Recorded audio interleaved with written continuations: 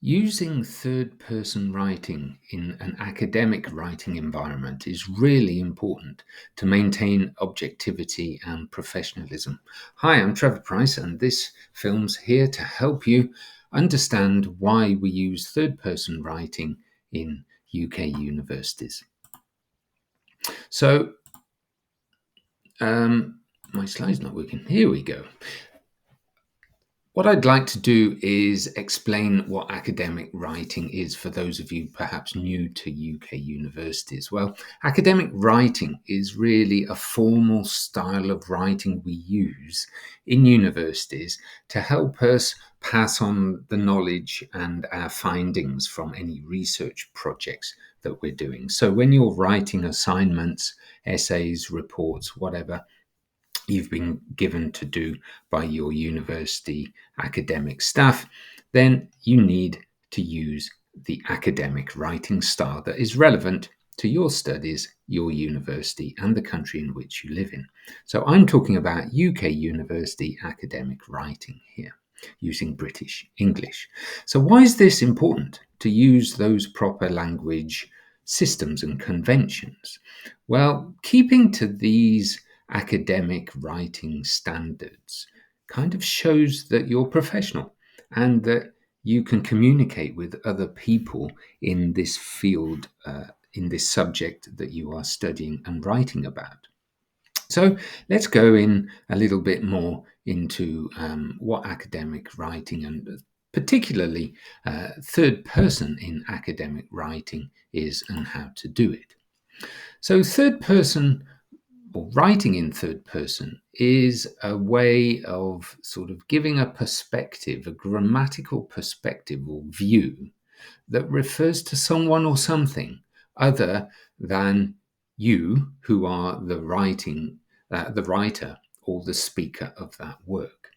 So, for example, you'll be using pronouns like he, she, it, they, them, their, his, hers, its, theirs, not the first person pronouns like I, me, and we, or even the second person pronouns such as you and your. So third person pronouns he, she, they, them, their, theirs are what we are after in third person academic writing.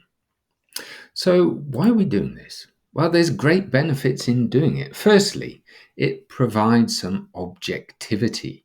It gets rid of and avoids all your personal ideas, opinions, any biases that you may have that you know about, or perhaps unknown biases that you sort of write about as you write in your work or speak about your academic work. So it presents that information in a neutral and impartial way, which is really important when you're talking about research, particularly, or the stuff that you've been asked to write about in, for example, a presentation to the class. So then that gives you a sense of kind of authority and formality, and this builds up your professional kudos, if you like. It builds up the respect that other people have for you and also demonstrates your respect for other academics and their conventions. And it helps you maintain focus on the subject upon which you are writing or speaking. So this keeps the reader's attention on topic rather than focusing on what the writer thinks, and it reinforces your argument. It gives that credence, that credibility to your research, to the views that you are putting forward, because it forces you also to be clear and concise and succinct.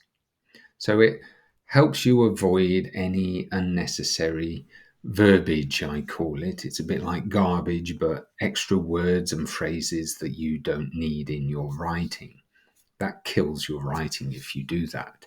So it overall improves the readability and the coherence of what you have written. So here's some examples.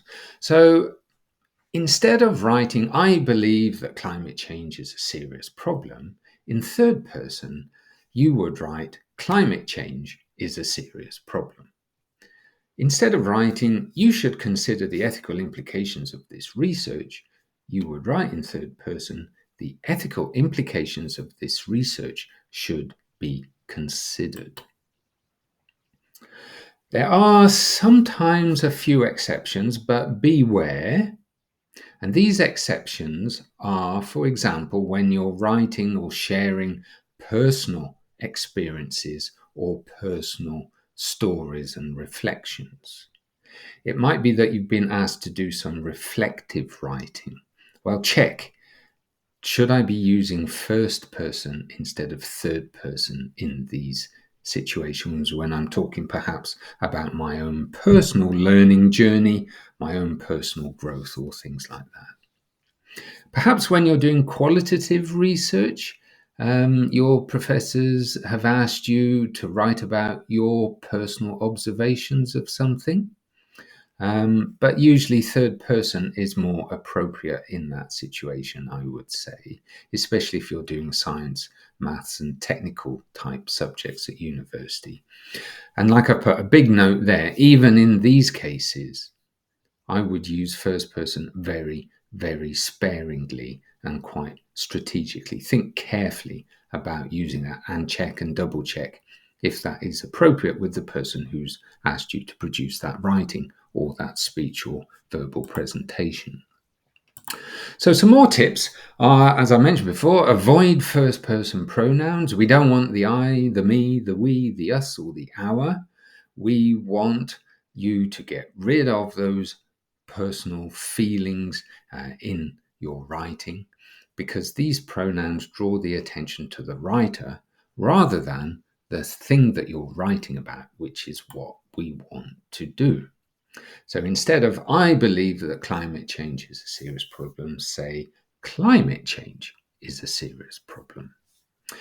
Use passive voice really sparingly. So passive voice emphasizes the action, not the doer. While it can be useful for objectivity, overuse can make your writing quite vague. So instead of the researchers conducted the experiment, you could rewrite that much better. The experiment was conducted by the researchers. So a slight tweak doesn't really change much. It just changes it from a more passive voice. Be consistent with your pronouns. So you might like to choose they or theirs when you refer to the subject, and avoid switching between those pronouns like he, she, it, or they in the same sentence. But you're going to be using the third person pronouns they, their, theirs, those sort of things. Use strong verbs in your writing to add vitality and clarity. So instead of saying the book is interesting, you could say the book really captivates readers, for example. Much more powerful, much more positive, much more vibrant way of describing that situation. Also avoid slang and colloquialisms. So maintain that formal writing tone. Don't stray into informal language. Use a dictionary. They can be really, really helpful to make sure that you are being precise and formal in your words. So instead of the study was kind of weird, you would say the study was unusual.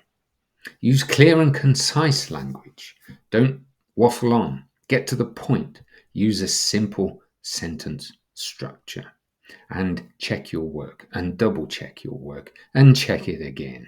Check for errors, things like spelling, grammar, punctuation, of course, but also read your work out aloud, because this can really help you identify anything that sounds a bit strange.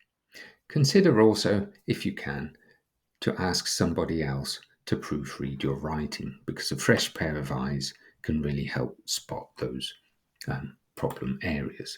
So I hope that's helped. Thanks very much. Bye for now. Don't forget to like and subscribe to my channel. Cheers. Bye.